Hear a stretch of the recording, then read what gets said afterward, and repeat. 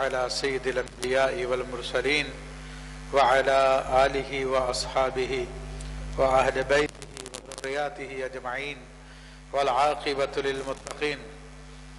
قال الله تبارك وتعالى في كلامه المجيد والفرقان الحميد: بسم الله الرحمن الرحيم. وَإِذِ اسْتَسْقَى مُوسَى لِقَوْمِهِ فَقُلْنَا اضْرِبْ بِعَصَاكَ الْحَجَرَ فَانْفَجَرَتْ مِنْهُ اثْنَتَا عَشْرَةَ عَيْنًا قَدْ عَلِمَ كُلُّ أُنَاسٍ مَشْرَبَهُمْ كُلُوا وَاشْرَبُوا مِنْ رِزْقِ اللَّهِ وَلَا تَعْثَوْا فِي الْأَرْضِ مُفْسِدِينَ. صدق الله العظيم وصدق رسوله النبي الكريم ونحن على ذلك لمن الشاهدين والشاكرين والحمد للہ رب العالمین. الحمدللہ گزشتہ ہفتے میں نے آپ کے سامنے سورہ بقرہ کے چھٹے رکوع کے حوالے سے گفتگو کی تھی. آج 7ویں رکوع کی پہلی آیت تلاوت کی ہے. اس آیت طیبہ کی تفسیر سے پہلے کچھ پچھلا مفہوم میں عرض کر دوں کہ سورہ بقرہ میں اللہ تبارک و تعالی نے ابتدا میں مومنین، کافرین اور منافقین کی علامتوں کو بیان فرمایا، اور اس کے بعد خاص طور پر سیدنا اپنی عبادت کی طرف لوگوں کو بلایا. پھر آدم علیہ السلام کی خلافت کا بیان فرمایا.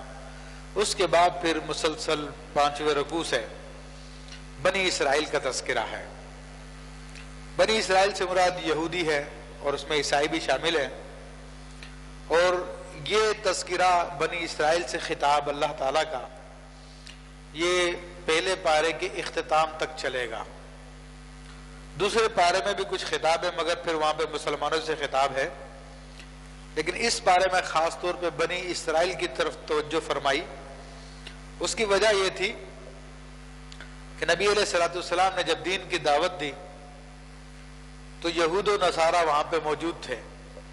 خاص طور پہ یہودی لوگ مدینہ منورہ میں پہلے سے آباد تھے، اور ان کے آباد ہونے کی اصل وجہ بھی یہی تھی کہ انہوں نے اپنی کتابوں میں پڑھا ہوا تھا کہ نبی آخری زمان محمد مصطفیٰ صلی اللہ علیہ وسلم اسی زمین کو اپنی ہجرت گاہ بنائیں گے.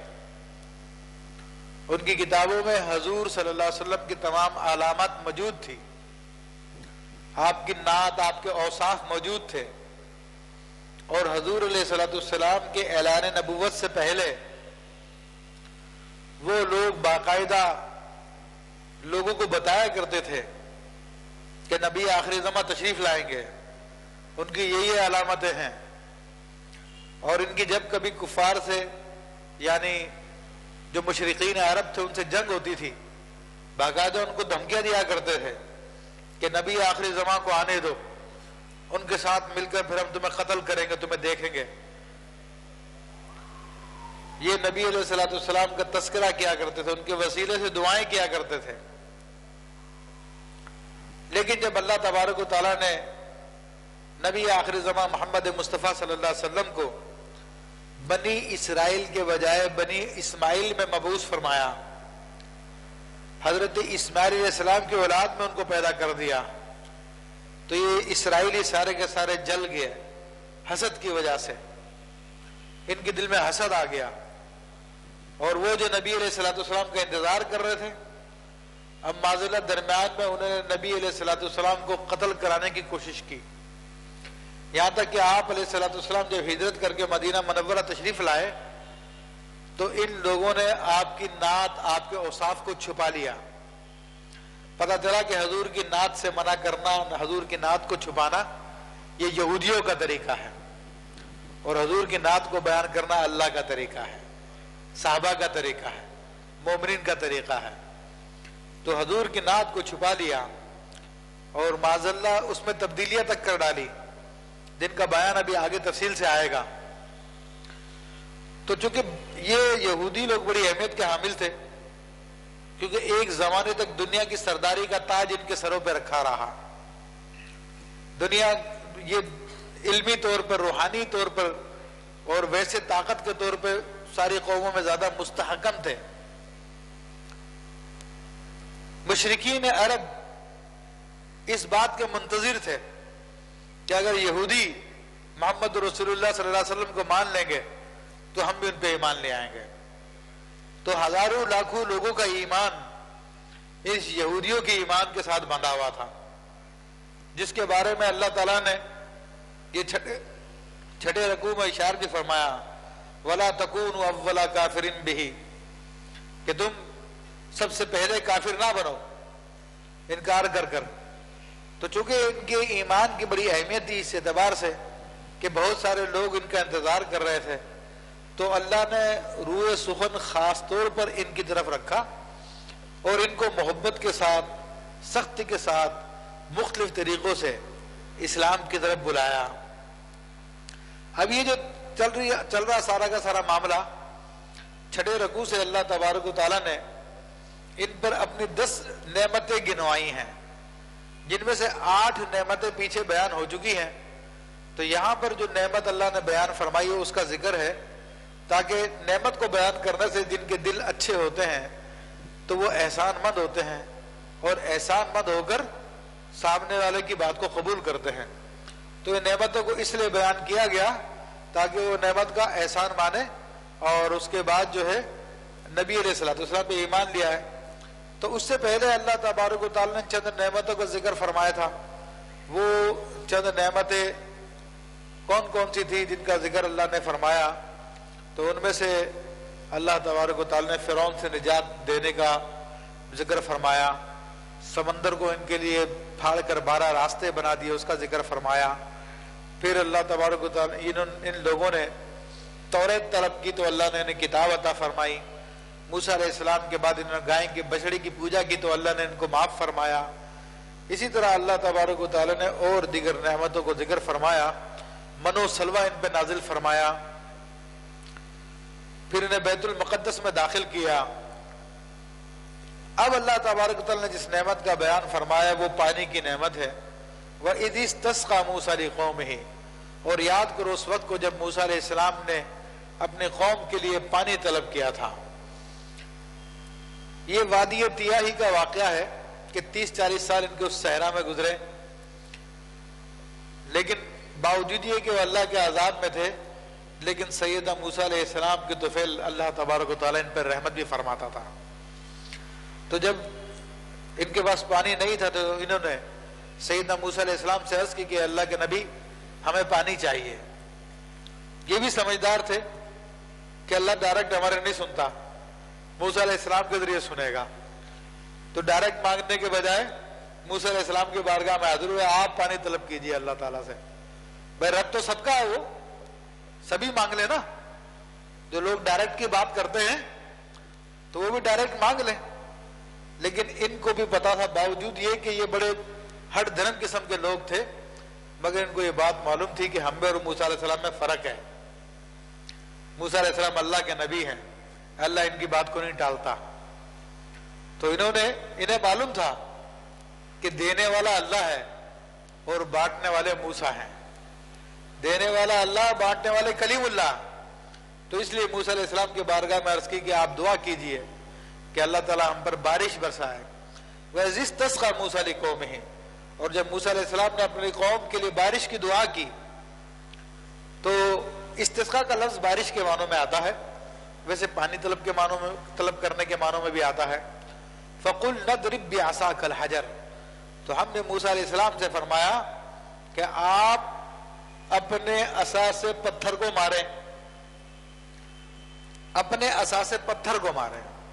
موسیٰ علیہ السلام کے پاس ایک عصا تھا، لاٹھی تھی، اور لاٹھی کتنی بڑی تھی؟ وہ موسیٰ علیہ السلام کے قد کے برابر میں تھی. موسیٰ علیہ السلام کا قد کتنا بڑا تھا؟ آپ کا قد 10 ہاتھ تھا، 10 ہاتھ لمبا آپ کا قد تھا. تو اسی اعتبار سے وہ لاٹھی بھی تھی اور موٹی لاٹھی تھی.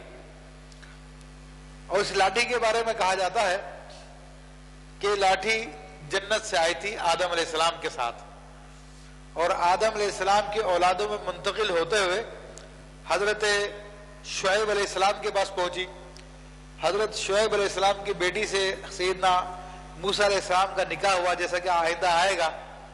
تو اس وقت پھر حضرت شعیب علیہ السلام نے یہ چیزیں ان کو تحفے میں عطا فرمائی. تو وہ لاٹھی بڑی عجیب لاٹھی تھی، اللہ تعالیٰ کی قدرت کی نشانیاں تھی۔ سیدنا موسیٰ علیہ السلام اس سے بڑے کام لیتے تھے۔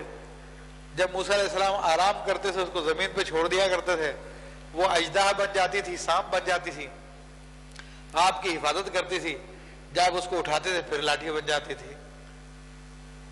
آپ علیہ السلام اس لاٹھی کے ذریعے جانوروں کو بھی ہانکا کرتے تھے اور درخت کے پھلوں کو بھی توڑا کرتے تھے۔ اس لاٹھی کی بڑی 2 شاخیں تھی اوپر سے، رات کے اندھیرے میں وہ 2 مشلیں بن جائے، ٹیوب لائٹیں بن جایا کرتی تھی، اس سے روشنی نکلا کرتی تھی۔ اچھا، یہ سارے کے سارے معاملات موسیٰ علیہ السلام کے ہاتھ میں آنے کے بعد ہوا کرتے ہیں۔ کوئی اور اس لاٹھی کو اپنے ہاتھ میں لیتا تھا پھر نہیں ہوتا تھا، یہ موسیٰ علیہ السلام کے ہاتھ میں آنے کے بعد ہوتا ہے ایسا۔ تو کہتے ہیں کہ عصا کے لیے ید بیضا چاہیے، یعنی چمکتا وہ ہاتھ جو موسیٰ علیہ السلام کا ہاتھ تھا، وہ ہاتھ ہوگا تو یہ لاٹھی کام کرے گی۔ جو پتھر تھا، کہا کہ پتھر پہ لاٹھی کو مارو، تو اس کے بارے میں بھی یہ روایت ہے کہ یہ پتھر بھی جنت سے آیا تھا، جو 1 ہاتھ لمبا تھا 1 ہاتھ چوڑا تھا، اور سیدنا موسیٰ علیہ السلام کے پاس رہتا تھا۔ تو اللہ نے فرمایا کہ اس پتھر پہ لاٹھی کو مارو۔ سیدنا موسیٰ علیہ السلام نے 12 دفعہ لاٹھی کو مارا تو اس میں سے 12 چشمے بہہ نکلے۔ اس کی صورت یہ ہوتی تھی کہ آپ ایک ضرب لگاتے تھے تو عورت کے پستان کے مانند وہ پتھر ابھر جاتا تھا، اس میں سے کچھ مواد نکلتا تھا، اس کے بعد پھر قطرے نکلتے، پھر پانی بہنا شروع ہو جایا کرتا تھا۔ تو بنی اسرائیل کے 12 قبیلے تھے، آپ نے 12 نہریں بہا ڈالی اس میں سے۔ تو یہ بڑا عظیم معجزہ ہے سیدنا موسیٰ علیہ السلام کا۔ اللہ فرماتا ہے کہ فَانْفَجَرَتْ مِنْ حُسْنَةَ عَشْرَةَ عَيْنًا، تو اس میں سے 12 چشمے بہہ پڑے، 12 چشمے پھوٹ نکلے۔ قَدْ عَلِمَ كُلُّ أُنَاسٍ مَشْرَبَهُمْ، اور تمام گروہ نے اپنے اپنے گھاٹ کو جان لیا۔ 12 قبیلے تھے بنی اسرائیل کے، ہر ایک نے جان لیا میرا یہ پانی ہے، میرا یہ پانی ہے، میرا یہ پانی ہے۔ تو اس میں اشارہ کر دیا کہ یہ 7 پانی نہیں پی سکتے تھے، یہ 7 رہ نہیں سکتے تھے، اس لیے پانی ان کا الگ کر دیا گیا۔ تو کیونکہ پانی پہ بڑے جھگڑے ہوتے ہیں، کبھی پانی پینے پلانے پہ جھگڑا، کبھی گھوڑا آگے دوڑانے پہ جھگڑا، تو یہ عربوں کی بھی عادت تھی، تو لوگوں میں جھگڑے ہو جاتے ہیں۔ آج بھی پانی کی قلت ہو جاتی ہے تو بڑے لوگ پھڈا کرنا شروع کر دیتے ہیں۔ واٹر سپلائی کے اندر کوئی کنیکشن بیچ میں لگاتا تو لوگ لڑنے کے لیے پہنچ جاتے ہیں، ہمارا پانی کم ہو جائے گا، بیچ میں مت لگاؤ کنیکشن، تم نے بڑی ہیوی موٹر لگا لی ہے، سارا پانی تم کھینچ لیتے ہو، ہمارے پاس آتا نہیں ہے۔ تو بہرحال یہ جھگڑے ہوتے ہیں پانی پہ، تو مگر اللہ نے ان کو جھگڑوں سے بچایا اور 12 چشمہ جاری کروا دیا سیدنا موسیٰ علیہ السلام سے، اس پتھر سے۔ تو اللہ تبارک و تعالیٰ کا یہ بڑا عظیم معجزہ ہے، سیدنا موسیٰ علیہ السلام کا عظیم معجزہ ہے۔ لیکن اللہ تبارک و تعالیٰ نے سید الانبیاء المرسلین محمد رسول اللہ صلی اللہ علیہ وسلم کو اس سے بڑا معجزہ عطا فرمایا۔ یہ مفسرین نے لکھا ہے کہ موسیٰ علیہ السلام نے جب پتھر سے پانی کے 12 چشمے نکالے اور محمد رسول اللہ صلی اللہ علیہ وسلم نے اپنی انگشت ہائے مبارکہ سے پانی کی 5 ندیاں جاری فرما دی۔ ایک غزوے کے موقع 1500 یا اس سے زائد صحابہ کرام تھے اور پانی ختم ہو گیا تھا، تو آپ نے فرمایا کہ پیالے وغیرہ میں کوئی تھوڑا بہت پانی وہ لے آؤ، تو بچا کھچا پانی لے کر آئے، آپ نے انگشت مبارکہ پانی میں رکھی تو 5 ندیاں بہہ پڑی پانی کی، اور اس سے لوگوں نے پیا، اپنے جانوروں کو پلایا، بچا بچا کے رکھ لیا۔ تو پتھر سے پانی نکلنا قرین قیاس ہے، عقل میں آتا ہے کہ پتھر زمین کا حصہ ہے، لیکن جس میں انسانی سے پانی نکلنا اس قدر مقدار میں، یہ سمجھ میں نہیں آتا۔ تو جس نبی کو جو معجزہ ملا ہمارے آقا مولا محمد رسول اللہ صلی اللہ علیہ وسلم کو، ویسا ہی اور اس سے بڑھ کر ملا۔ تو یہاں پر بنی اسرائیل کو وہ معجزہ یاد دلایا گیا اور فرمایا کہ کلوا واشربوا من رزق اللہ، تم کھاؤ پیو اللہ کے رزق میں سے، ولا تعثوا فی الارض مفسدین، اور زمین میں فساد اٹھاتے نہ پھرو۔ کیونکہ ان لوگوں کی عادت تھی بنی اسرائیل کی، ناشکرے تھے. اللہ تعالیٰ اپنے نبیوں کی بدولت ان کو عطا فرما رہا تھا، لیکن یہ نعمتیں لے کے بھی ناشکری کرتے تھے، اللہ کے نبی کی عزت نہیں کرتے تھے، مجبور ہو کے اللہ کے نبی کی مانتے تھے. تو اللہ تبارک و تعالیٰ فساد مت کرو تم. وَإِذْ قُلْتُمْ يَا مُوسَىٰ لَن نَّصْبِرَ عَلَىٰ طَعَامٍ وَاحِدٍ، اور یاد کرو اس وقت کو یہ بنی اسرائیل کہ جب تم نے سیدنا موسیٰ علیہ السلام سے کہا اے موسیٰ ہم ایک ہی کھانے پہ صبر نہیں کر سکتے. تو اللہ کے نبی کو نام لے کے پکارنا یہ نہایت بے ادبی کی بات ہے. سیدنا عبدالعزیز محدث دہلوی رحمۃ اللہ علیہ جو شاہ ولی اللہ کے بیٹے ہیں، ان کی تفسیر فتح العزیز اس میں فرمایا کہ بنی اسرائیل کی گستاخی تھی جو اللہ کے نبی کو نام لے کے پکارا. تو بے شک اللہ کے نبیوں کو نام لے کے پکارنا گستاخی ہے. اسی طرح اللہ کے نبیوں کو اپنے مثل جاننا، معاذ اللہ گاؤں کے چودھری جیسا کہنا، یہ بڑے بھائی جیسا کہنا، یہ بھی انبیاء کی سخت گستاخی ہے. بعض لوگوں نے اپنی کتابوں میں لکھا کہ نبی کی عزت زیادہ مت کرو، بڑے بھائی جیسی کرو، بس اس میں بھی کچھ کمی کر دو، معاذ اللہ ثم معاذ اللہ. تو یہ امت محمدیہ کا گستاخ بنی اسرائیل کے گستاخوں سے زیادہ بڑا ہے. تو انہوں نے تو خالی نام لیا، یہاں پر کہہ رہا کہ نبی کی عزت میں کمی کرو، بڑے بھائی کی ہے اس سے بھی کم کرو، معاذ اللہ ثم معاذ اللہ. کتنے گستاخی کی بات ہے. حالانکہ رسول اللہ صلی اللہ علیہ وسلم تو وہ ذات ہے کہ اللہ تبارک و تعالیٰ نے بھی آپ کو آپ کے نام سے نہیں پکارا. جب بھی پکارا تو یا ایھا النبی یا ایھا الرسول کہہ کے پکارا. اور یہ لوگ کہتے ہیں کہ اللہ کے رسول کی اتنی عزت کرو جتنے بڑے بھائی کی، معاذ اللہ. تو یہ بڑی گستاخی کی بات ہے. تو اگلا واقعہ بیان کیا جا رہا ہے.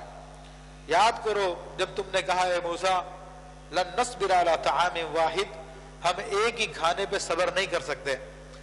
اللہ تعالیٰ بغیر محنت کے انہیں بنو سلوہ عطا فرما رہا تھا، اور جو دیگر نعمتیں چل رہی تھی، بادل ان پہ سایہ فگن تھا، لباس ان کا میلا نہیں ہوتا تھا، ناخن ان کے نہیں بڑھتے تھے، بچوں کے ساتھ لباس پیدا ہوتا تھا، ساری نعمتیں تھیں، ان میں بنو سلوہ بھی تھا. مگر بنی اسرائیل ناشکر ہے، جیسا کہ میں نے عرض کیا. تو کہا کہ اے موسیٰ میں ایک ہی کھانے پہ صبر نہیں کر سکتے. فَادْعُ لَنَا رَبَّكَ يُخْرِجْ لَنَا مِمَّا تُنبِتُ الْأَرْضُ مِن بَقْلِهَا، تو آپ دعا کیجئے اپنے رب سے کہ ہمارے لیے نکال دے وہ چیزیں جو زمین اگاتی ہے. اب یہاں پر ایک بات تو سوچنے کی ہے کہ واقعی ایک انسانی طبیعت ہے کہ ایک ہی چیز کو کھاتے کھاتے کھاتے کھاتے انسان بور ہو جاتا ہے. اب ٹیسٹ اس کو دل چاہتا ہے کہ بدل لوں میں. تو بنی اسرائیل کا یہ ارادہ کرنا کہ گوشت کے علاوہ بنو سلوہ کے علاوہ کچھ اور مل جائے، اس میں کوئی گناہ کی بات نہیں تھی. لیکن یہ انداز دیکھیں ان کا، اے موسیٰ ہم صبر نہیں کر سکتے ایک ہی کھانے پر. کتنا بدتمیزی والا انداز ہے. اگر یہی بات یہ عاجزی کے ساتھ کہتے اے موسیٰ علیہ السلام آپ اللہ کی بارگاہ میں عرض کیجئے، اس نے جہاں ہمیں یہ نعمت عطا فرمائی ہے تو ہماری نعمتوں میں اضافہ فرما دے، ہمیں دوسری نعمت بھی عطا فرما دے، ہمیں سبزیاں بھی عطا فرما دے. لیکن یہ بے ادب لوگ تھے، انہوں نے اس بات کی پرواہ نہیں کی اور نہایت بدتمیزی کے ساتھ کہا فَادْعُ لَنَا رَبَّكَ يُخْرِجْ لَنَا مِمَّا تُنبِتُ الْأَرْضُ مِن بَقْلِهَا، آپ دعا کیجئے اپنے رب سے کہ وہ ہمارے لیے نکال دے زمین میں سے اس کی سبزیاں، وَقِثَّائِهَا اور اس کی ککڑیاں، وَفُومِهَا اس کے گیہوں گندم، وَعَدَسِهَا مسور کی دال، وَبَصَلِهَا اور پیاز. تو یہ ساری کی ساری سبزیاں جو زمین اگاتی ہے اور بڑی کام کی سبزیاں ہیں، ان کے اندر سب چیزیں آ جاتی ہیں، انسان بہت زیادہ فائدے اٹھا سکتا ہے. تو انہوں نے مین چیزیں بیان کی. تو سیدنا موسیٰ علیہ السلام نے ارشاد فرمایا قَالَ أَتَسْتَبْدِلُونَ الَّذِي هُوَ أَدْنَىٰ بِالَّذِي هُوَ خَيْرٌ، کہ تمہیں کیا ہو گیا ہے؟ کیا تم اس چیز کو تبدیل کرتے ہو جو ادنا ہے اس چیز کے بدلے میں جو زیادہ بہتر ہے؟ یعنی تم زیادہ بہتر کو چھوڑ کر ادنا چیز لے رہے ہو. واقعی گوشت تو گوشت ہوتا ہے، وہ تو کھانوں کا سردار ہے وہ، اور وہ بھی آسمانی. بہرحال بنی اسرائیل نہیں مانے اور نہ ان کے پاس عاجزی تھی کہ عاجزی سے عرض کرتے. تو بہرحال موسیٰ علیہ السلام نے اللہ کے حکم سے فرمایا کہ اہبطوا مصرا، اب تمہیں سبزیاں ہی کھانی ہے تو تمہیں بنو سلوا چھوڑنا پڑے گا، چلو مصر میں اتر جاؤ. مصر عربی زبان میں شہر کو کہتے ہیں. تو مفسرین نے لکھا یہاں پر کوئی شہر مراد ہے یا شہر مصر مراد ہے جہاں سے یہ لوگ آئے تھے فرعون کے علاقے سے، دونوں مراد ہو سکتے ہیں. فَإِنَّ لَكُمْ مَا سَأَلْتُمْ، تو ریگستان میں سبزیاں نہیں ملنے کی جو تم نے مانگی ہیں، یہ تو شہروں میں جا کے کھیتی باڑی کرو اس کے علاقوں میں ارد گرد، تو وہاں پہ تمہیں یہ چیزیں ملے گی. تو اللہ نے ان کو راستہ بتا دیا اور یہاں سے ان سے من و سلوا ضبط کر لیا گیا. اب ان کی ان حرکتوں پر اللہ تعالیٰ ارشاد فرماتا ہے وَضُرِبَتْ عَلَيْهِمُ الذِّلَّةُ وَالْمَسْكَنَةُ، تو پس ان پر مقرر کر دی گئی، مسلط کر دی گئی خواری اور ناداری. اللہ نے ذلت مسلط کر دی، خواری ہے ذلیل ہونا، اور مسکنت ناداری غربت.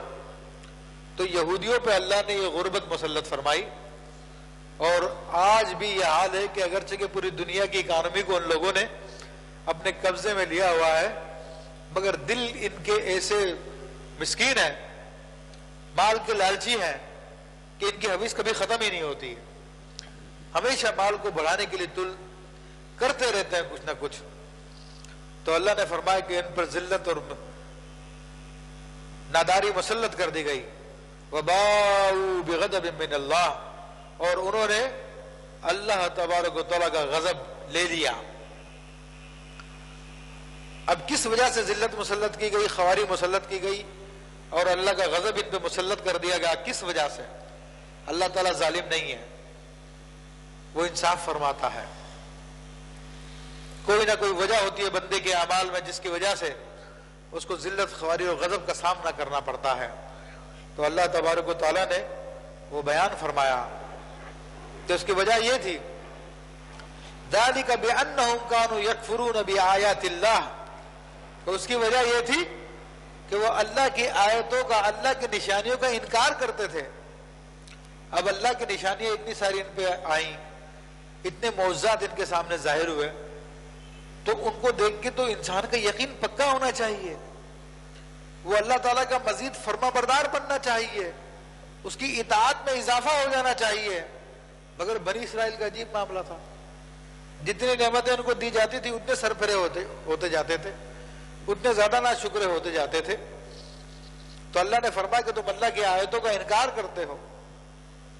وَيَقْتُلُونَ النَّبِيِّينَ بِغَيْرِ الْحَقِّ، اور بلا وجہ کے اللہ کے نبیوں کو قتل کرتے تھے. تو ان لوگوں نے حضرت یوشع، حضرت یحییٰ، حضرت زکریا اور بعض دیگر انبیاء کو قتل کیا، اور خود رسول اللہ صلی اللہ علیہ وسلم کو قتل کرنے کی پوری سازش کی. خیبر میں آپ کو زہر کھلایا گیا، اور بھی آپ کے بچپن میں آپ کو شہید کرنے کی کوشش کی. تو اللہ نے جو ان پر ذلت و مسکنت اور غضب جو مسلط کیا یہودیوں پر، تو اس کی وجہ یہی ہے کہ اللہ کی نشانیوں کا انکار کرنا اور انبیاء کو بغیر وجہ کے قتل کرنا. ذَلِكَ بِمَا عَصَوْا وَكَانُوا يَعْتَدُونَ. اور یہاں پہ مختصر سے میں بتا دوں کہ حضرت زکریا کو اور حضرت یحییٰ کو، بلکہ حضرت یحییٰ کو اور ایک دوسرے نبی کو بادشاہ وقت نے قتل کیا تھا. وہ بادشاہ وقت اپنی ستیلی بہن سے شادی کرنا چاہتا تھا. اللہ کے نبیوں نے اس کے خلاف فتویٰ دیا کہ تمہارے لیے یہ عورت جائز نہیں ہے. تو اس کی پاداش میں اس ظالم نے انبیاء کو قتل کروایا. تو اللہ تبارک و تعالیٰ نے اس بات کی طرف اشارہ فرمایا، قتل تو بادشاہ نے کروایا لیکن عوام بھی قصوروار ہوئی. وہ اس وجہ سے کہ وہ خاموش رہے اس قتل کے اوپر. اگر وہ اس قتل کے خلاف کھڑے ہو جاتے تو پھر ان پہ عذاب نہ آتا، صرف اسی پہ عذاب آتا. تو آج بھی ہمارے معاشرے میں کتنے جرم ہو رہے ہیں. ہمارے سیاسی لیڈر بڑے بڑے گناہ کرتے ہیں، بڑے بڑے جرائم کرتے ہیں، اس کی سزا ہمیں بھگتنی پڑتی ہے. کہ ہم لوگ ان کے جرائم پہ خاموش رہتے ہیں، بلکہ جب وہ بلاتے ہیں تو دوڑتے ہیں، ان کے جلسوں میں پہنچ جاتے ہیں، ان کے لیے نعرے لگاتے پھرتے ہیں۔ تو اگرچہ کہ براہ راست ہم جرم نہیں کرتے، لیکن ان جرموں کی سزا ہمیں بھگتنی پڑتی ہے اپنی خاموشی کی وجہ سے۔ آج طالبان مسلط کر دے گی ہم لوگوں پر، ہر شخص دہشت میں مبتلا ہے۔ کیا وجہ ہے؟ یہ ہمارے حکمرانوں کی، ہماری سیاسی لیڈروں کی یہ اللہ کی نافرمانیاں ہیں، جس کی وجہ سے یہ عذاب پوری قوم پہ مسلط کر دیا گیا ہے۔ اگر آج بھی ہم اپنے جھوٹے سیاسی لیڈروں سے برات کا اعلان کریں، جو غلط باتوں پہ ان کی تنقید کریں، تو اللہ تبارک و تعالیٰ یہ عذاب ہم سے اٹھا لے گا۔ لیکن جب تک ہم لوگ خاموش رہیں گے اور بھیڑ بکریاں بن کے ان کے پیچھے چلتے رہیں گے تو اسی طرح عذاب میں گرفتار رہیں گے۔ تو یہاں پر اصول بیان کیے جا رہے ہیں، فرمائے کہ ان الذین آمنوا والذین ہادوا والنصارى، اور بے شک جو لوگ ایمان لائے اور جو لوگ یہودی ہوئے، والنصارى، اور جو لوگ نصرانی ہوئے یعنی جو عیسائی ہو گئے، والصابئین، اور جو لوگ ستارہ پرست ہوئے، من آمن باللہ والیوم الآخر، ان میں سے جو اللہ پہ ایمان لایا اور قیامت کے دن پہ ایمان لایا۔ یہ ایک وضاحت کر دوں کہ ایمان کو ظاہر کرنے کے لیے قرآن کا محاورہ ہے، پورا بیان نہیں کیا جاتا، بلکہ اتنا کہہ دیا جاتا ہے کہ جو اللہ پہ ایمان لایا اور قیامت پہ ایمان لایا، مگر اس کے اندر ایمان تمام قسم کا شامل ہے، وَكُتُبِهِ وَرُسُلِهِ وَمَلَائِكَتِهِ، سارا کا سارا شامل ہوتا ہے۔ یہ جس طرح ہم کہتے ہیں سورہ قل هو اللہ احد پڑھ لو، تو سورہ قل هو اللہ احد پڑھ لو سے مراد آخر تک ہے، کفواً احد تک پڑھ لو مراد یہ ہوتی ہے، لیکن ہم کہتے ہیں شروع کا لفظ۔ تو اسی طرح قرآن میں، حدیث میں اکثر یہی آتا ہے کہ جو اللہ پہ ایمان لائے اور قیامت کے دن پہ ایمان لائے، تو اس سے مراد ساروں پہ ایمان لانا ہوتا ہے، انبیاء پہ، رسل پر، ملائکہ پر، مرنے کے بعد دوبارہ جی اٹھنے پر، یہ سب مراد ہوتے ہیں۔ تو یہاں پر یہ آیت طیبہ حضرت سلمان فارسی رضی اللہ تعالیٰ عنہ کے حق میں نازل ہوئی۔ سیدنا سلمان فارسی رضی اللہ تعالیٰ عنہ بڑی عمر کے تھے، غالباً جس وقت وہ رسول اللہ صلی اللہ علیہ وسلم کی خدمت میں حاضر ہوئے تو اس وقت آپ کی خدمت 150 سال تھی، اور وہ اپنے بچپن کے زمانے سے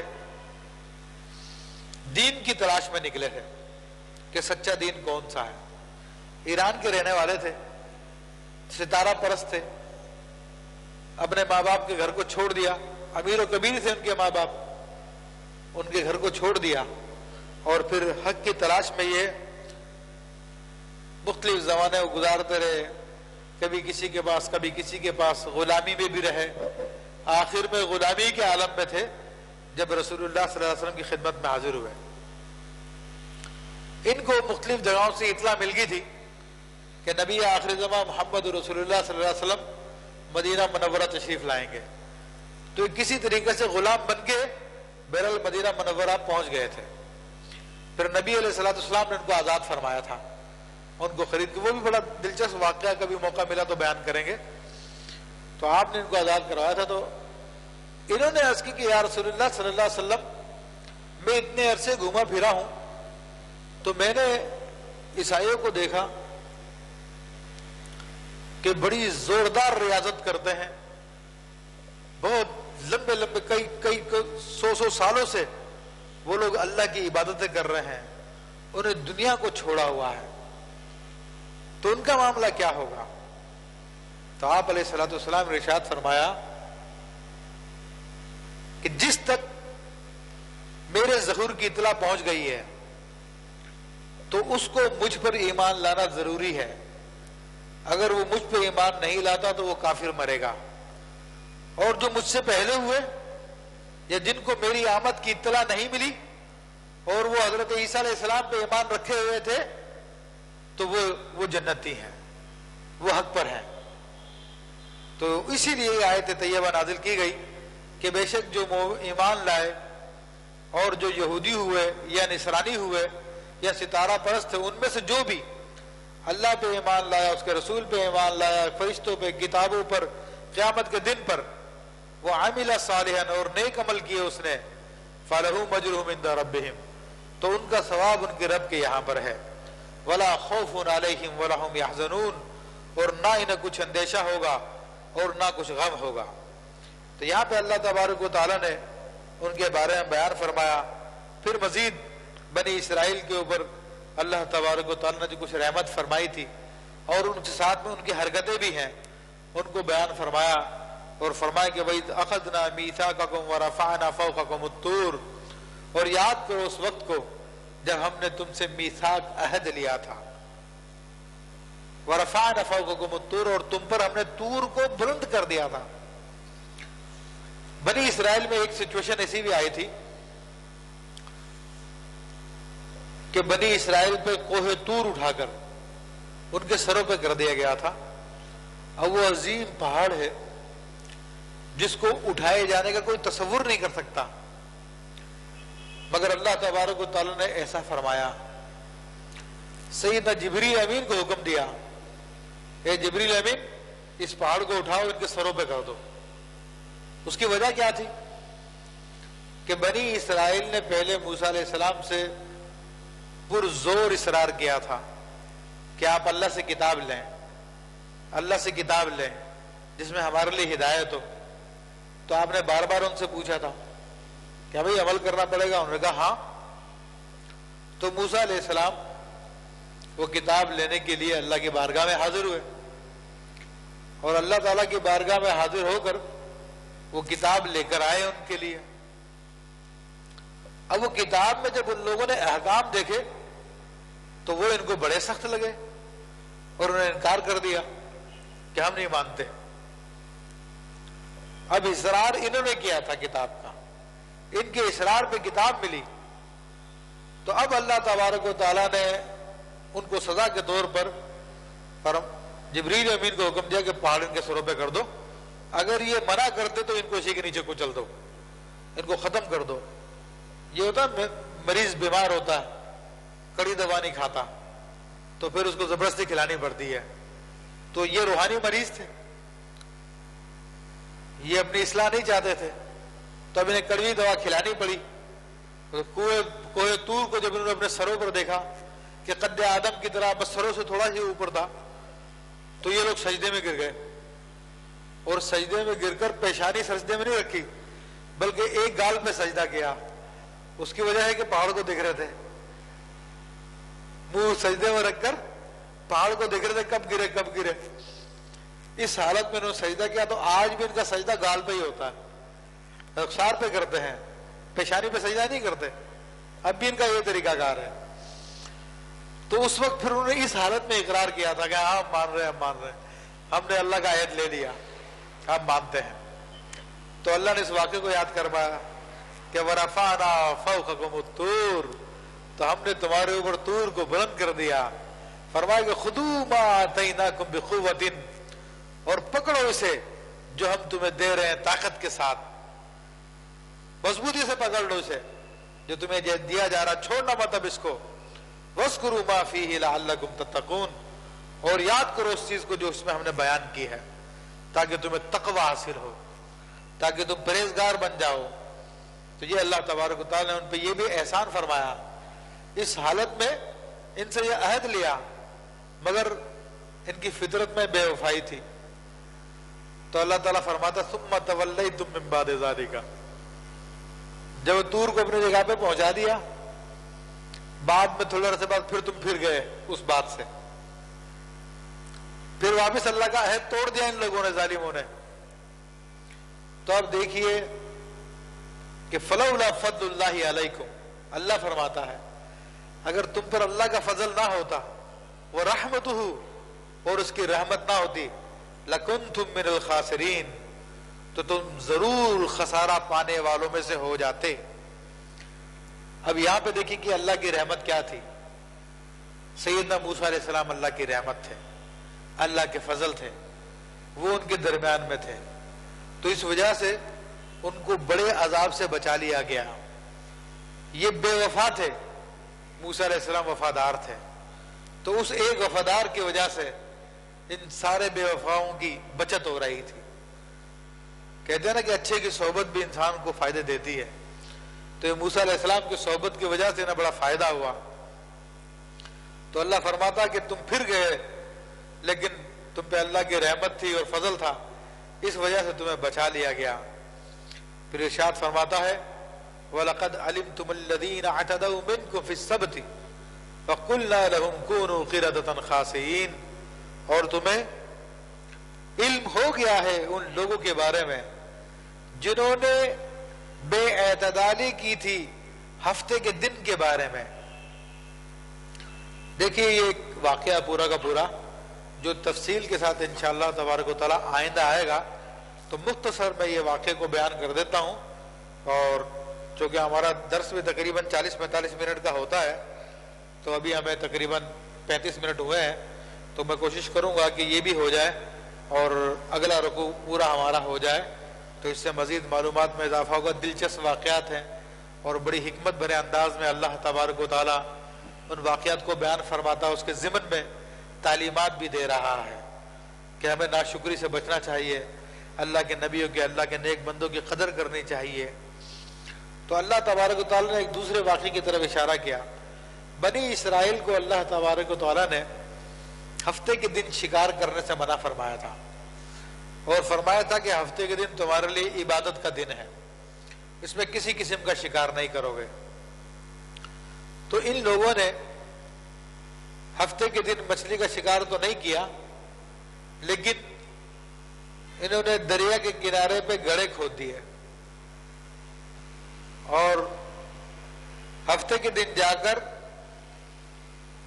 وہ جو راستہ تھا گڑھوں میں آنے کا پانی کے، اس کو کھول دیا کرتے تھے، تو دریا سے پانی نکل کر ان گڑھوں میں آتا اور بہت ساری مچھلیاں ساتھ لے کر آتا تھا، اور پھر یہ ہفتے کے بعد اتوار کے دن ان سب مچھلیوں کو پکڑ لیا کرتے تھے۔ تو ایک عرصے سے ان کی یہ روش جاری تھی۔ موسیٰ علیہ السلام کے بعد سیدنا داؤد علیہ السلام نے ان کو منع فرمایا اس کام سے کہ تم یہ کام مت کرو، تمہیں منع کیا گیا ہفتے کے دن کام کاج کرنے سے۔ تو انہوں نے کہا کہ ہم ہفتے کے دن شکار کہاں کر رہے ہیں، ہم تو جال ڈالتے نہیں ہفتے کے دن، ہم تو صرف گڑھوں کا راستہ کھولتے ہیں ہفتے کے دن۔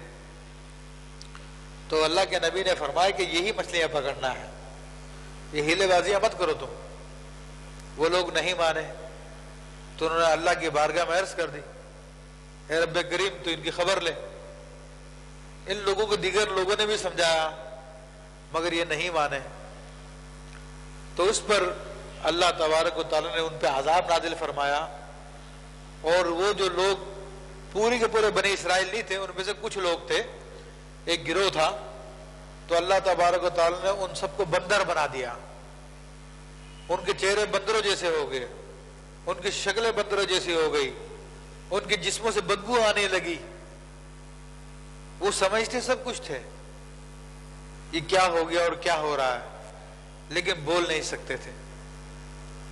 تو وہ روتے تھے غم کے مارے کہ ہم نے کیا کر لیا، یہ ہم پر کیسا عذاب آ گیا، اور شرمندگی کے مارے اپنا منہ نوچتے تھے۔ تو روتے روتے 3 دن کے اندر وہ سارے کے سارے بندر مر گئے، وہ سارے کے سارے ہلاک ہو کر دیے گئے۔ تو لوگ بات کہتے ہیں کہ یہ جو بندر ہے بنی اسرائیل ہے جن کو بگاڑ دیا گیا تھا، یہ بات غلط ہے، وہ نسل تو اسی وقت مک گئی تھی، ختم ہو گئی تھی۔ تو اسی واقعے کی طرف اشارہ فرمایا کہ تمہیں معلوم ہوا، تمہارے علم میں آ گیا ان لوگوں کے بارے میں، اے بنی اسرائیل جو محمد رسول اللہ کا انکار کر رہے ہو، ان کی نشانیاں دیکھنے کے باوجود تمہارے علم میں آ چکا ہے ان لوگوں کا واقعہ جنہوں نے ہفتے کے دن بے اعتدالی کی تھی۔ فَقُلْنَا لَهُمْ كُونُوا قِرَدَةً خَاسِئِينَ، تو ہم نے ان سے کہا تھا کہ تم دھتکارے ہوئے بندر بن جاؤ۔ فَجْعَلْنَاهَا نَكَالًا لِمَا بَيْنَ يَدَيْهَا، تو ہم نے ان کو سبق بنا دیا تھا، یہ واقعہ سبق بنا دیا تھا ان کے آگے والوں کے لیے، وما خلفہ، ان سے پیچھے والوں کے لیے، یعنی جو لوگ اس وقت موجود تھے ان کے لیے بھی، اور جو آئندہ آنے والے تھے ان کے لیے بھی سبق بنا دیا کہ اللہ کے نافرمانی کرو گے تو ایسا عذاب آ سکتا ہے. وَمَوْعِظَةً لِّلْمُتَّقِينَ اور پرہیزگاروں کے لیے ایک نصیحت بنا دیا تھا. تو اب اگر تم پرہیزگار ہو تو محمد رسول اللہ پہ ایمان لیا ہو. اب ایک واقعہ شروع ہوتا ہے انشاءاللہ. جیسے ہی ختم ہوگا تو تقریباً رکوع بھی ختم ہو جاتا ہے. اس کو اختصار کے ساتھ میں بیان کر دیتا ہوں. ترجمے میں سارا واقعہ ہے. وہ واقعہ کچھ اس طرح سے ہے کہ بنی اسرائیل میں ایک قتل ہو گیا تھا. عامیل نامی ایک آدمی تھا جو بڑا مالدار تھا، رئیس تھا. اس کا ایک رشتہ دار تھا، اس کا چچا کا بیٹا تھا، وہی اس کا واحد وارث تھا. وہ غریب آدمی تھا، وہ انتظار کرتا تھا کہ کب مرے اس کی وراثت مجھے مل جائے. اچھا وہ مرتا نہیں تھا، اس کی عمر بڑی لمبی ہو گئی تھی. تو اس دن ایک دن پلاننگ کی اس نے اور خود ہی عامل کو قتل کیا. قتل کرنے کے بعد دوسری بستی کے کنارے پہ جا کے ڈال دیا.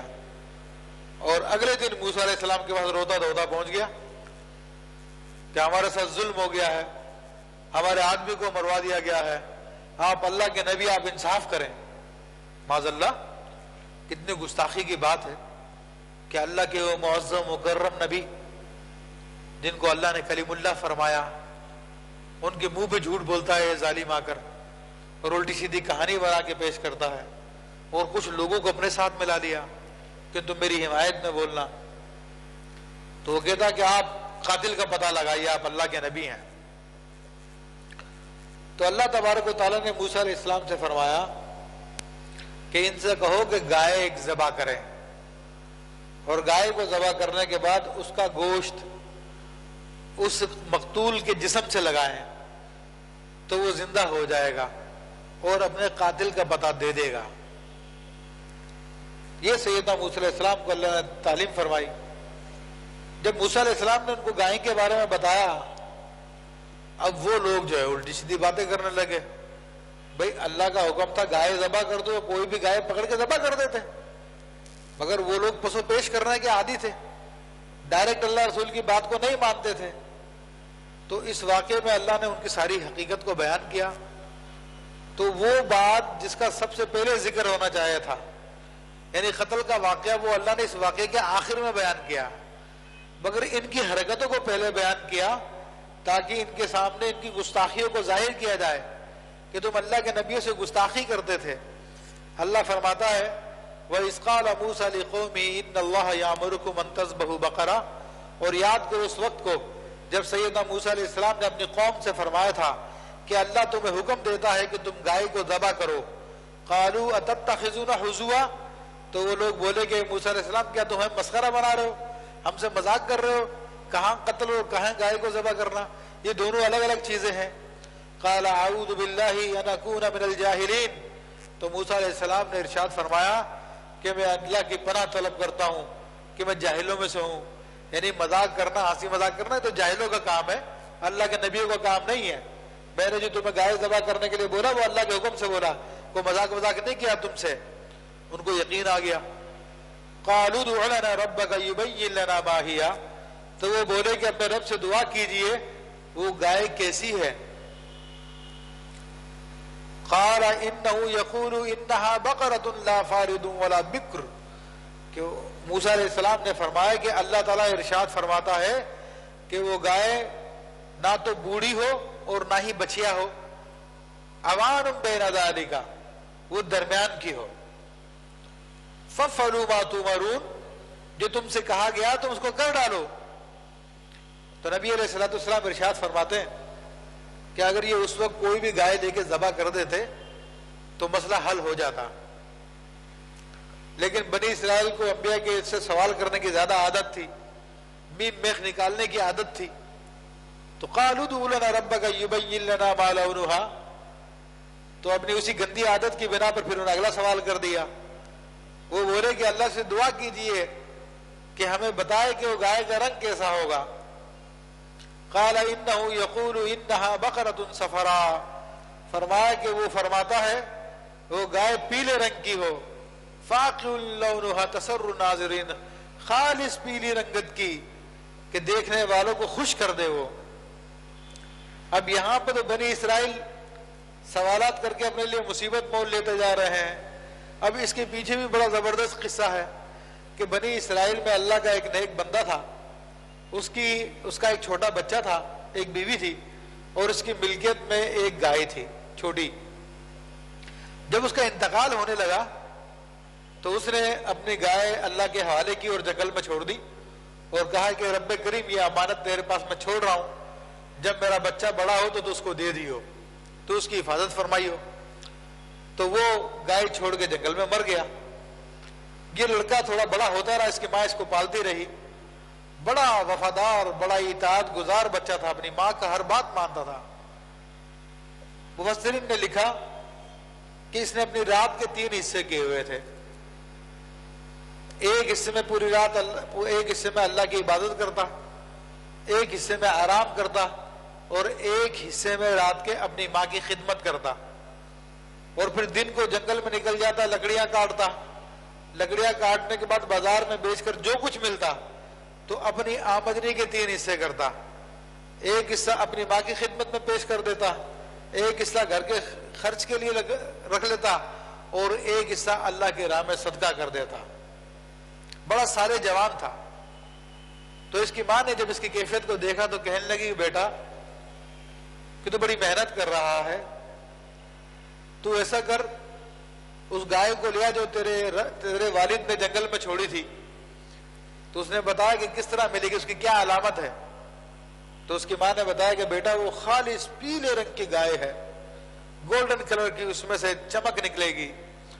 اور تو جنگل میں جا، اور جنگل میں جا کر یوں پکار کہ گائے میں تجھے ابراہیم علیہ السلام کے خدا کا واسطہ دیتا ہوں، اسحاق علیہ السلام کے خدا کا واسطہ دیتا ہوں، اسماعیل علیہ السلام کے خدا کا واسطہ دیتا ہوں، یعقوب علیہ السلام کے خدا کا واسطہ دیتا ہوں، تو آ جا. اس نے جنگل میں جا کے یوں پکارا تو دوڑتی اچانک گائے سامنے آ گئی. اس کا رنگ اس نے پہچان لیا کہ واقعی اس گائے میں سے شوائیں نکل رہی ہے. بڑی زبردست خوبصورت قسم کی گولڈن گائے ہے وہ، پیلے رنگ کی. تو یہ آگے گیا اور جا کے اس نے گائے کو پکڑ لیا. گائے نے اس سے کہا تو مجھ پہ سوار ہو جا، گھر پہ چلنا ہے نا، تو مجھ پہ بیٹھ جا، میں تجھے گھر پہ لے کے چلتی ہوں. تو نوجوان نے کہا کہ میری ماں نے مجھ سے کہا تھا کہ اس کی گردن پکڑ کے لے آنا، مجھے بیٹھنے کا حکم نہیں دیا تھا، تو میں تجھ پہ بیٹھوں گا نہیں، تجھے ویسے ہی لے کے چلوں گا. تو گائے کہتی ہے اگر تو مجھ پہ بیٹھ جاتا تو پھر قیامت تک تیرے ہاتھ میں نہیں آتی، چل مجھے لے چل، تیرے کیا کہنا ہے. اگر تو پہاڑ کو حکم دے اپنے جگہ سے ہٹ جا تو پہاڑ بھی تیرے کہنے پہ اپنے جگہ سے ہٹ جائے گا کہ تو اپنی ماں کا فرما بردار ہے. اب اندازہ کیجیے، وہ نوجوان گائے لے کے آ جاتا ہے، بیچنے کے لیے مارکیٹ میں چلا جاتا ہے، لیکن ماں اس سے وعدہ لیتی ہے، کہتا ماں 3 دینار کی بیچ رہا ہوں میں. تو ماں نے کہا ٹھیک ہے تم بیچو، جب سودا ہو جائے تو پہلے مجھ سے منظوری لینا آ کر. یہ بازار میں چلا گیا، گائے لے کے کھڑا تھا. ایک آدمی آیا، اس نے کہا کہ بھائی کتنے کی؟ اس نے کہا 3 کی. کہا 6 میں خریدتا ہوں، ابھی دو مجھے. کہا ایسے نہیں، پہلے اپنی ماں سے منظوری لے لوں. اس نے کہا 6 درہم دے رہا ہوں تجھے میں، مجھے حوالے کر دے. کہا نہیں، ماں نے کہا کہ مجھ سے پہلے پوچھنا، اگر وہ اجازت دے گی تو تجھے دوں گا ورنہ نہیں. ماں کے پاس آیا، ماں نے کہا ٹھیک ہے بیٹا 6 میں دے دے. وہ گیا گائے کو لے کے، تو پھر وہی شخص آیا یا کوئی دوسرا شخص آیا. اس نے کہا کتنے کی؟ کہا 6 میں. کہا 12 میں لیتا ہوں، لاؤ مجھے دے دے گائے. کہا نہیں، میری ماں نے وعدہ لیا تھا کہ تو جب بھی سودا ہو جائے مجھ سے آگے پوچھنا پہلے، پھر جو ہے آگے دینا. اس نے بہت اصرار کیا مجھے دے دو. کہا نہیں، اس کے بغیر نہیں دوں گا. یہ پوچھنے کے لیے ماں کے پاس آیا. ماں نے کہا بیٹا یہ عام آدمی نہیں لگتا، یہ شاید کوئی فرشتہ ہے جو تجھے آزمانے کے لیے آ رہا بار بار. تو اب کس آئے تو اس سے پوچھنا کہ اس گائے کو بیچے نہ بیچے. میرا جوان گیا، پھر وہی آدمی آیا تو اس جوان نے وہی بات پوچھی. تو اس نے کہا کہ اس گائے کو مت بیچنا، ایک وقت آئے گا بنی اسرائیل تم سے گائے خریدیں گے. اور تم اس کی قیمت یہ لگانا کہ اس کی جتنی کھال ہے اس میں سارا سونا بھر کے مجھے دو تو تمہیں گائے ملے گی، اور وہ تجھ سے اس قیمت پہ خریدیں گے۔ اب اسی گائے کی تیاری ہو رہی ہے بکوانے کی۔ تو قالوا ادع لنا ربک یبین لنا ما ہی، تو وہ بولے کہ اپنے رب سے دعا کیجئے کہ گائے کیسی ہوگی۔ ابھی سوال ختم نہیں ہو رہے ان کے، اب ان کو بتا دیا اتنی ساری باتیں، پھر بھی ان البقرہ تشابہ علینا، یہ گائے ہم پر مشکوک ہو گئی ہے، مشتبہ ہو گئی ہے، سمجھ میں نہیں آ رہی کون سی گائے ہے وہ۔ وَإِنَّا إِن شَاءَ اللَّهُ لَمُهْتَدُونَ، اور انشاءاللہ ہم لوگ ہدایت پا جائیں گے۔ بس اس سوال کا جواب دے دیں۔ نبی علیہ السلام فرماتے ہیں کہ اگر وہ انشاءاللہ نہ کہتے تو قیامت تک گائے نہیں پا سکتے تھے، ذبح نہیں کر سکتے تھے، تو انشاءاللہ کی برکت سے وہ پھر ہدایت پا گئے۔ قال انه يقول انها بقرة لا ذلول تثير الارض ولا تسقي الحرث، فرمائے کہ وہ فرماتا ہے، اللہ تعالیٰ فرماتا ہے کہ وہ گائے نہ تو کمی ہو کام کاج کرنے والی کہ زمین میں ہل چلاتی ہو، اور نہ ہی پانی کھینچنے والی ہو، مسلمۃ، وہ بالکل سلامت ہو، لا شیۃ فیہا، اس میں کوئی داغ دھبا نہ ہو۔ قالوا الآن اجیت بالحق، کہنے لگے موسیٰ علیہ السلام اب تم سچی بات تم نے بتائی ہے نا، حق بات بتائی ہے نا۔ فذبحوها، پھر جا کے اسی لڑکے سے خریدی اور اس کی کھال میں سونا بھر کے دیا، اس قیمت میں ان کو ملی ظالموں کو یہ گائے۔ وما کادوا یفعلون، قریب تھا کہ وہ گائے کو ذبح نہیں کر پاتے۔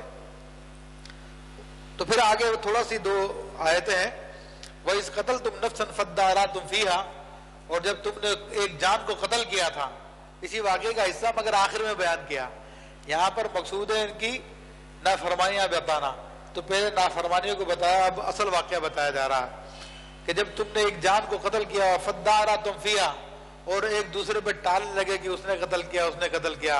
وَاللَّهُ مُخْرِجٌ مَا كُنتُمْ تَكْتُمُونَ، اور اللہ اس بات کو ظاہر کرنے والا تھا جو تم چھپائے ہوئے تھے۔ فَقُلْ نَضْرِبُوهُ بِبَعْضِهَا، تو ہم نے کہا کہ اس گائے کے بعض گوشت کو اس مردے کے بعض حصے سے لگاؤ، تو جب لگایا گیا تو اسے مردہ کھڑا ہو گیا۔ كَذَلِكَ يُحْيِي اللَّهُ الْمَوْتَى، تو اسی طرح اللہ تعالیٰ مردوں کو زندہ کرتا ہے۔ وَيُرِيكُمْ آيَاتِهِ لَعَلَّكُمْ تَعْقِلُونَ، اور اپنے نشانیاں دکھاتا ہے تاکہ تم عقل پا جاؤ، تمہیں عقل آ جائے۔ تو یہ واقعہ بیان کرنے کا مقصد بنی اسرائیل کو یہی تھا کہ اللہ تبارک و تعالیٰ تمام قدرتوں کا مالک ہے اور اس کے احکام کو بے چون چرا عمل کر لینا چاہیے۔ تو یہ محمد رسول اللہ صلی اللہ تعالیٰ علیہ وسلم جو اس وقت تمہیں دین کی طرف بلا رہے ہیں، یہ اسی اللہ کے بھیجے ہوئے جس نے تم پر یہ احسان کیے ہیں، تو تم ان کی بات کو مانو، ان پہ ایمان لے آؤ۔ تو انشاءاللہ تبارک و تعالیٰ مزید گفتگو پھر اگلے درس میں ہوگی۔ اللہ تعالیٰ سے ہم دعا کرتے ہیں کہ اللہ تبارک و تعالیٰ ہمیں قرآن عظیم کو سمجھنے کی توفیق عطا فرمائے اور اس پہ عمل کی توفیق عطا فرمائے۔ الحمدللہ رب العالمین والصلاة والسلام علی سید الانبیاء والمرسلین والعاقبۃ للمتقین۔ اللہم ربنا آتنا فی الدنیا حسنۃ وفی الآخرۃ حسنۃ وقنا عذاب النار وقنا عذاب القبر وقنا عذاب الحشر وقنا حساب المیزان۔ اللهم اعنا على ذكرك وشكرك وحسن عبادتك، اللهم انفعنا بما علمتنا وعلمنا ما ينفعنا وزدنا علما والحمد لله على كل حال۔ اے رب کریم، جو قرآن عظیم سنا اس کو یاد رکھنے، اس پہ عمل کرنے، اس کے پیغام کو دیگر لوگوں تک پہنچانے کی توفیق عطا فرما۔ اے رب کریم، قرآن کو سیکھنے کا شوق عطا فرما، اس کی تعلیمات کو عام کرنے کی توفیق عطا فرما۔ اے رب کریم، تو ہمارے دکھ درد تکالیف رنج و غم مصائب علم قرض داریں آپس کی ناراضگی اور سینے کے کینوں کو دور فرما دے، ہمیں ایک اور نیک بنا دے، ہماری جائز مرادیں جائز حاجت نیک تمنا نیک خواہشات پوری فرما دے۔ اے رب کریم، ہمیں دین و دنیا کی بھلائیاں نصیب فرما۔ تمام حضرات مل کے دعا کیجئے کہ مفتی اعظم پاکستان مفتی منیب الرحمان صاحب دامت ذل العالی کے فرزند ایک عرصے سے بیمار تھے، تبھی مجھے اطلاع ملی ہے کہ ان کا انتقال ہو گیا ہے، تو ان کے بیٹے کے لیے دعا کیجئے کہ اللہ تعالیٰ ان کی مغفرت فرمائے اور جنت میں ان کو اعلیٰ مقام عطا فرمائے، اور قبلہ مفتی صاحب کو اللہ تعالیٰ صبر جمیل عطا فرمائے اور انہیں بہترین نعم البدل عطا فرمائے۔